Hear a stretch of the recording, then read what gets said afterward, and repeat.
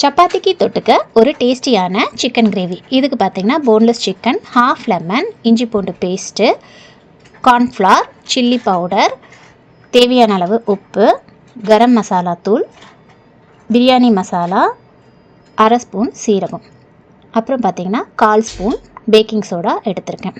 இப்போது சிக்கனை ஒரு பவுலுக்கு ட்ரான்ஸ்ஃபர் பண்ணிக்கிறேன். பேக்கிங் சோடாவை அதில் ஆட் பண்ணிக்கிறேன். ஹாஃப் லெமன் அதில் பிழிஞ்சு விட்டுக்கிறேன். இப்போது இந்த மசாலா ஐட்டம் எல்லாம் அதில் சேர்த்து நல்லா மிக்ஸ் பண்ணி விட்டுக்கிறேன்.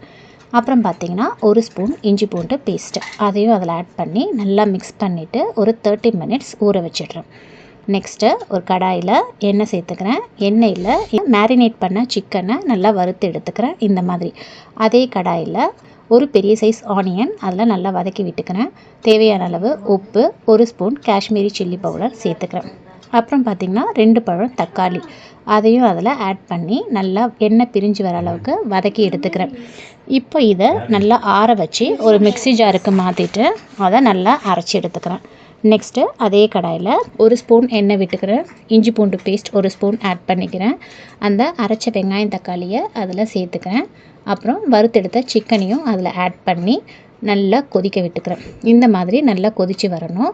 இப்போது சப்பாத்திக்கு டேஸ்டியான சிக்கன் கிரேவி ரெடி. தேங்க்யூ.